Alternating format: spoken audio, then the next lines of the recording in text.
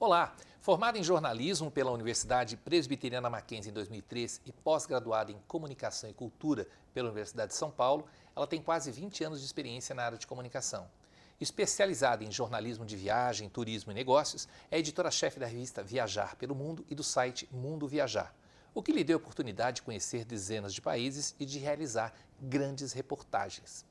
O programa Memória do curso de jornalismo recebe hoje a jornalista Tarsila Ferro. Tarsila, obrigado por você ter vindo. Imagina, obrigada pelo convite. É um prazer estar aqui. Quantos anos depois? 21. 21 anos. 21 anos. Fazia 20 anos que eu não vinha no Mackenzie, assim, então entrar e ver um prédio novo, que nem é tão novo, mas para mim é novo. Porque esse prédio é logo depois que vocês se formaram, a gente veio para cá. Incrível, assim, tem o metrô. Lembra? O metrô, a gente o metrô achou já que se nunca discutia. saiu. O metrô já se discutia naquela época. Já, o metrô é da época da nossa época, assim, já tinha obras na época, né? A gente esperava o metrô, eu falei, nossa, o metrô saiu. E como é que você chegou ao Mackenzie? Como é que você descobriu o curso de jornalismo no Mackenzie? Então, eu estava procurando, quando eu decidi que eu queria fazer jornalismo,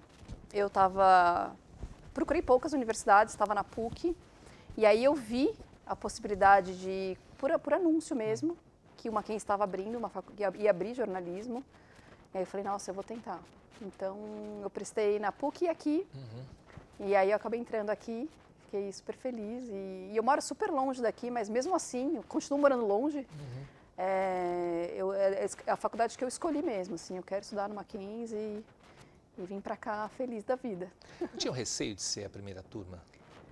Tinha, como a gente sempre tem, mas eu acho que o Mackenzie tem uma história, uma trajetória que você pode confiar, né? Mesmo sendo o primeiro ano de um curso novo, o Mackenzie tem um repertório, uma herança que deixa a gente confortável, me deixou confortável na época, na escolha, né? E por que você foi para o jornalismo? Já era algo do ensino médio? Então, a questão do jornalismo, eu acho que ela é curiosa, porque você escolhe jornalismo, o jornalismo meio que te escolhe, na verdade, né? E eu tinha uma questão muito forte com informação, desde criança, assim. Eu lembro de ser criança ver telejornal, assim. Eu assistia porque eu gostava de ver, assim. E eu tinha, na minha juventude, uma referência muito forte, que era a Glória Maria, jornalista da Globo, que fazia grandes reportagens. E eu queria fazer grandes reportagens que nem a Glória Maria, né? Eu nunca me vi trabalhando no jornalismo diário, por exemplo, cobrindo cidades, política, mas eu me via fazendo reportagens mais profundas, exatamente como a Glória Maria fazia. Porque na nossa época a gente tinha grandes nomes no jornalismo, né? E a gente se baseava neles, confiava muito neles. E a Glória Maria, para mim, era uma figura muito importante, assim. Então eu falei assim, nossa, eu quero fazer grandes reportagens. E eu tinha a questão do turismo muito forte também. Mas engraçado, eu não me via na carreira como trabalhando no turismo. Eu me via como jornalista, né, fazendo grandes reportagens relacionadas a turismo, mas não efetivamente no turismo. Até porque não tinha algo específico Não, naquela época na faculdade falando de turismo, né? Falando de viagem, lá, exato, por exemplo. Exato. E o curso de turismo em si não fala exatamente, te ensina mais o negócio do turismo em si, não a produção de conteúdo para turismo, né? São coisas diferentes. Tarsila, você está trabalhando com revista, é algo raro hoje em dia. Raríssimo. Né? As pessoas pegam a revista hoje, principalmente os estagiários, eles ficam assim, eu falo, lê, aproveita. Você sabe que eu peguei umas fotos, assim, mas foi muito instintivo. Eu peguei a foto e fiz assim. Eu tentei ampliar a foto. E coisa que qualquer criança faz quando pega alguma coisa, quando a coisa impressa. Meus filhos é super novidade a revista para eles, super novidade, assim, engraçado. É uma mudança grande, realmente. Como é que você foi para a revista, sua trajetória aí depois da faculdade? Então, eu aprendi que a gente tem que ir para onde as oportunidades se abrem. Por mais que eu sonhasse, eu sonhei em trabalhar em TV, eu nunca trabalhei em TV, né? Então, eu nunca esqueci uma coisa que o Arnaldo Lorenzato falou na classe. Ele falou assim, nunca menospreze os humildes começos. E isso ficou na minha cabeça, né? Então, assim, o que aparecia, eu ia. Então, apareceu revista de bairro, eu ia. Jornal de bairro, eu ia. Fazer conteúdo para site do comércio do tio, eu ia. Eu abraçava meio que tudo, assim, sabe? E eu acabei entrando numa editora pequena, porque a questão, assim, a gente sempre sonha. Na minha época, o must era trabalhar na Abril, por exemplo, né? Era a grande editora, com os grandes títulos. E eu comecei numa editora pequena, eu fazia revistas de culinária, eu fazia revistas customizadas, né? E aí apareceu uma oportunidade, abri uma revista de turismo, e como eu abraçava tudo, eu fui o nome direto, assim. A Tarsila toma conta disso, e eu quero o que eu queria. Então, assim, eu sempre esperei uma oportunidade boa, mas mesmo quando eram coisas pequenas, eu era extremamente dedicada àquilo. Então, na hora que a oportunidade boa apareceu, o meu nome foi meio que direto, assim, indicado, sabe? E era o que eu sempre quis fazer. E você assumiu a revista depois? Eu assumi a revista com 29 anos, né? Eu virei editora, assim, com 29 anos, uma grande responsabilidade, porque eu era muito nova para, né? E aí, desde então, eu trabalho, desde os 29 anos, eu trabalho na revista. E óbvio, né, acompanhando o mercado, porque assim, o jornalismo que eu fiz e o jornalismo de hoje é muito diferente. Na minha época não tinha podcast, rede social, a informação ela era muito concentrada em alguns meios de comunicação. Acho que na tua época não tinha nem Orkut. Então, quando eu me formei, começando o Orkut. quando eu me formei, acho que no último ano abriu o Orkut. Quando eu fiz pós, eu lembro que tinha YouTube.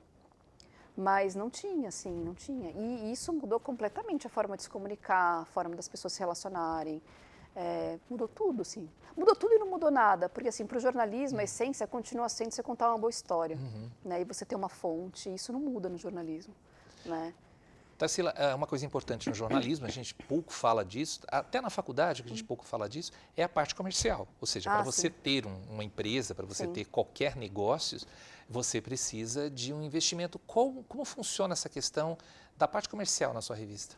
Então, é uma coisa muito importante, assim, porque a gente, como jornalista, eu não vou generalizar, mas eu vou falar por mim e pelos meus amigos. Assim, a gente tem uma questão deficitária de negócios, assim. A gente é muito pegado na produção de conteúdo e na qualidade dessa produção, mas a gente deixa muitas vezes o lado comercial de lado. Excel, a gente foge. A gente foge, assim, e a revista existe não graças a mim, mas graças ao meu sócio. Eu tenho um sócio, Rodrigo, que é ele que é a alma comercial do negócio. Porque se dependesse de mim, eu estaria fazendo grandes reportagens, mas não monetizando nada. Porque, assim, é realmente um lado nosso. E a gente sente culpa de cobrar também, a gente não poderia, assim. E eu acho que a questão do influenciador, quando ele chegou, ele deu uma mudada nisso, né? Porque o influenciador, ele ganha para produzir conteúdo. E ele não é jornalista, a maioria deles não são jornalistas, né? Então, assim, ele cobra, né? Então, o jornalista ficar preso naquela questão de só na ideologia de não ter envolvimento, a gente perde muito. Não só perde, como o jornalismo é uma profissão de remuneração baixa. Sempre foi. É uma realidade essa. Voltando um pouco para a faculdade, eu lembro do seu TCC, que foi, de certa maneira, um documentário, uma grande reportagem sobre a Rua Augusta. Né? O que é faculdade? O que você lembra? Como é que foi tua formação desses 4 anos? Então, ela foi pautada por várias etapas, assim, né? Quando a gente entra, a gente tem uma expectativa do que a gente quer ser. E na hora que a gente começa a ter a oportunidade de conhecer outras coisas, a gente começa a pensar. Por exemplo, eu tinha aulas de economia que eu adorava.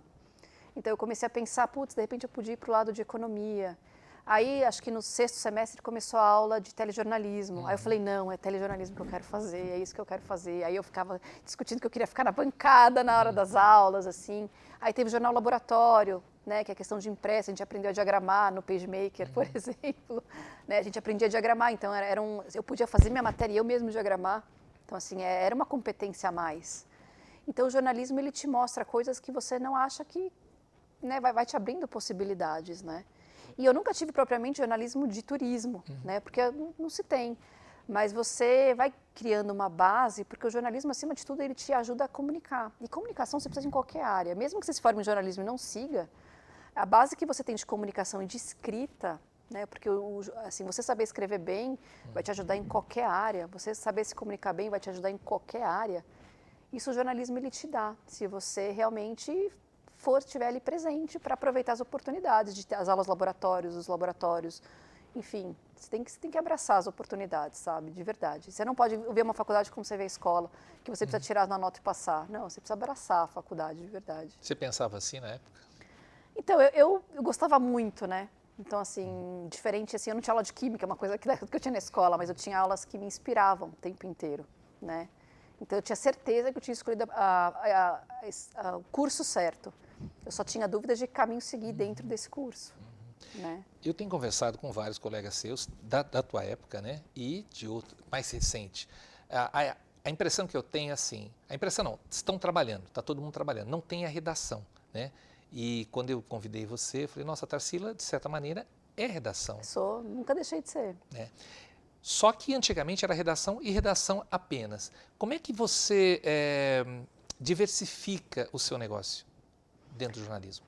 Então, a gente tem a revista, né? Que é o nosso carro-chefe. E não é o nosso negócio mais rentável, mas ela é o nosso carro-chefe. A partir dela, ela cria um portfólio para N outras coisas. Então, eu fiz revistas de empresas aéreas, eu fiz de companhias aéreas, de agências de viagem, eu fiz revista de hotel. Ela abre um portfólio para muitas coisas, né? Então, assim, a gente tem uma parte só de revistas customizadas, que é uma parte muito legal, porque a empresa te contrata para escrever uma revista, né? E é muito legal, assim, né?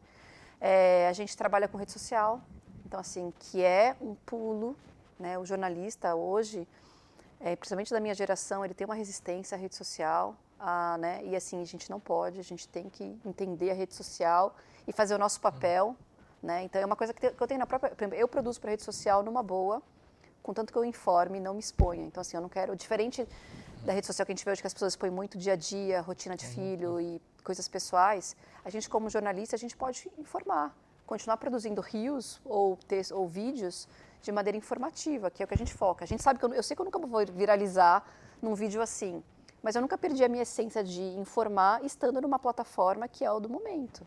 Assim, a gente faz conteúdo para o TikTok, por exemplo, e eu não estou dançando nenhuma vez, e ninguém dança ali. A gente sempre informa. Então, a gente está atento a ao momento é muito importante. E a gente não pode... Porque se a gente vira as costas, vira aquela briga táxi-Uber. É porque o táxi é melhor, mas... Gente, não pode. A gente não pode virar as costas e a gente não pode achar que o que a gente aprendeu, a gente tem que estar em constante transformação e vendo as coisas, assim. Eu sou muito ligada no mercado, assim. Eu acompanho muito, assim. Todos esses vai e voltas do mercado e o que a rede social fez com o jornalismo. Eu estava te contando antes, meu marido, 20 anos de jornalismo, hoje ele trabalha com rede social. Né? Então, assim, mas por que ele vai tão bem na rede social? Porque ele teve toda a base de comunicação, de desenvoltura, de saber apurar, de saber o que é bom e o que não quer, que o jornalismo deu para ele. Pegando essa parte que você falou aí, citando como exemplo o seu marido, alguns anos depois de formada, o diploma deixou de ser obrigatório para o exercício legal da profissão. Você acha ainda importante a formação superior para alguém que faz jornalismo? Quando eu recebo currículos, assim, a primeira coisa que eu olho é onde a pessoa se formou. Apesar de vários currículos que eu receber hoje, tem lá em cima o número de seguidores na rede social, que para mim não é um fator de escolha. É engraçado isso, né? O número de seguidores, ele vem em cima da sua faculdade hoje. Eu acho isso muito, muito doido. Eu me apego muito aonde a pessoa estudou. Mas também tem uma questão muito importante, assim, que a gente nunca pode deixar de lado. A questão... Quando a gente pega um currículo de jornalismo, a gente espera que uma pessoa já tenha uma desenvoltura para escrever boa e para apurar. É importante, mas não quer dizer que ela precise ter feito jornalismo para ter esses dois pré-requisitos. Não quer. Mas eu continuo contratando estagiários de jornalismo. Às vezes de PR, mas menos. Eu foco muito mais em jornalismo e a faculdade sim. Mas é importante a gente ter uma noção importante, porque mais do que a formação é a proatividade desse novo, dessa pessoa que está chegando no mercado de trabalho, né? Às vezes as pessoas, eu percebo muito assim, de origem mais humilde, eles têm muita garra, muita vontade de conquistar e de aprender. Isso é muito importante. Às vezes mais do que de um estudante que veio de uma faculdade de elite, que teve as coisas muito mais fáceis e acesso muito mais fáceis e não tem tanta a mesma garra. Então, a gente percebe nesse dia a dia de redação, aquela pessoa que vai atrás, que quer aprender, que sabe da oportunidade que ela está tendo. Porque, assim, é difícil você conseguir um trabalho em redação hoje.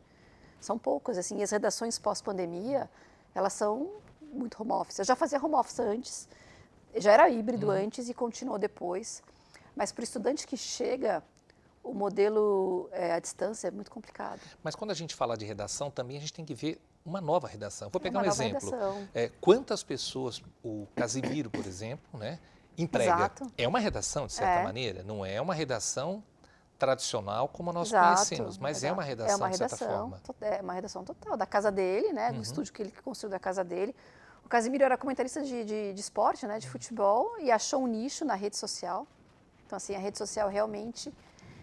isso que é muito legal. Na minha época, a gente precisava trabalhar em algum lugar, em alguma editora, em algum lugar. Hoje, você pode trabalhar por si mesmo. Você pode ser jornalista e trabalhar por si mesmo e achar um nicho. Você tem uma televisão dentro de um Exato. celular. Você pode, assim, o importante é você ter um foco e um nicho.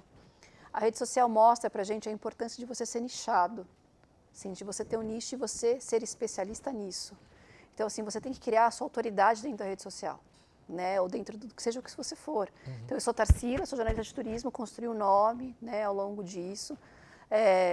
Não tenho a questão forte de rede social, apesar de fazer, porque, né? Mas, assim, eu tenho um foco, eu tenho um direcionamento.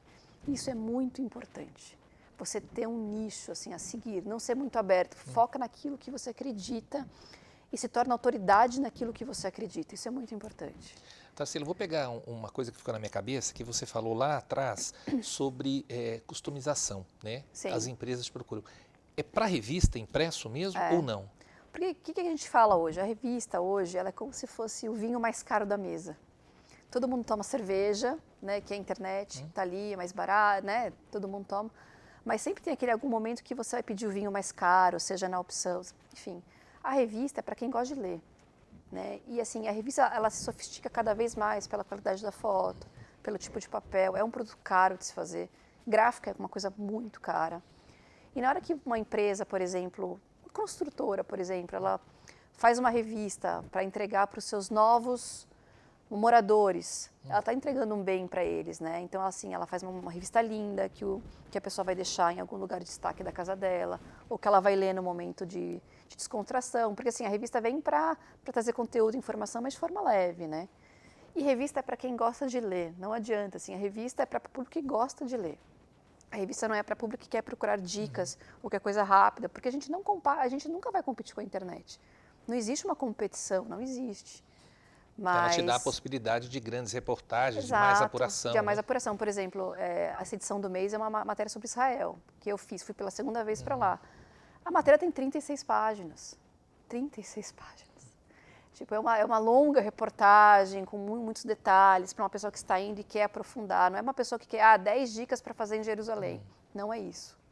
Não é isso. Então, ela vai envolver questões históricas, culturais, religiosas, né, mais aprofundadas. Então, a revista é para um público que se interessa por leitura, que não quer dicas ou coisas rápidas, que a internet te dá rapidamente, né? de forma excelente, com 1 milhão de fontes disponíveis. Tarsila, 20 anos depois, que é a avaliação que você faz de jornalismo no Brasil, de quando você sonhou em fazer jornalismo até os dias de hoje? Nossa, mudou muita coisa, como a forma de comunicar mudou, mas a forma de se fazer no jornalismo, ela não mudou, porque a gente continua muito preso à fonte, à qualidade da fonte, à informação. Ela continua sendo vital para a gente.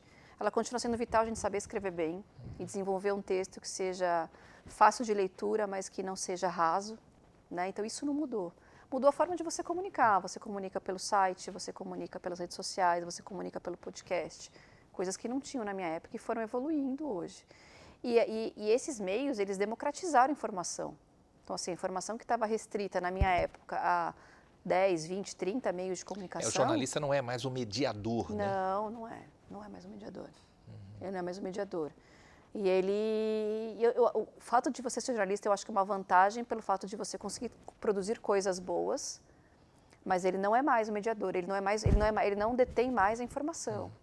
Né? Uma coisa que você tem que tomar muito cuidado, porque a rede social, ela traz a informação e a opinião como uma coisa só. E opinião não é necessariamente uma informação, ou é necessariamente a verdade daquilo. Então, é importante você saber o que é informação, o que é opinião, o que a maioria das pessoas não sabe. Né? Então, assim, a gente entra num outro campo, mas que a informação hoje é muito mais democratizada. Ainda bem, ainda bem. Por mais que a gente tenha problemas de fake news, N outros problemas, você ter vários pontos de vista é uma coisa muito importante. E ainda mais depois de épocas como uma eleição passada, por exemplo, que a gente viu a grande mídia tentando lacrar coisas que eu ficava chocada com as coberturas, assim, sabe? Assim, chocada. E eu falei, putz, ainda bem que a gente não depende só dessa ou daquela fonte de informação. Você tem de todo lado, né? Então, assim, a democratização que a internet trouxe é fundamental para o jornalismo, assim. Óbvio que tem os problemas como tudo. A questão da fake news é um grande problema, um grande problema. A falta de regulamentação é um grande problema. Mas ela democratizou, sem dúvida nenhuma. Algum arrependimento você fez de jornalismo? Não, nenhum, zero.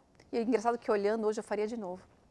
Eu faria de novo, assim, porque ele me trouxe porque outro dia eu estava lendo uma entrevista de que quase 80% do brasileiro é insatisfeito com a carreira que escolheu. Não necessariamente com a carreira, mas com o trabalho. E eu sou muito feliz no trabalho, assim, e eu tenho certeza que a base do jornalismo me ajudou com certeza com isso. trabalho com jornalismo até hoje, eu nunca deixei redação, nunca deixei de escrever grandes reportagens, mas assim, a base que eu tive de apuração, de busca de informação, de posicionamento perante as coisas, foi o jornalismo que deu, assim, sabe? E eu sempre fui uma jornalista muito apaixonada, eu sou bem defensora da causa, assim, sabe?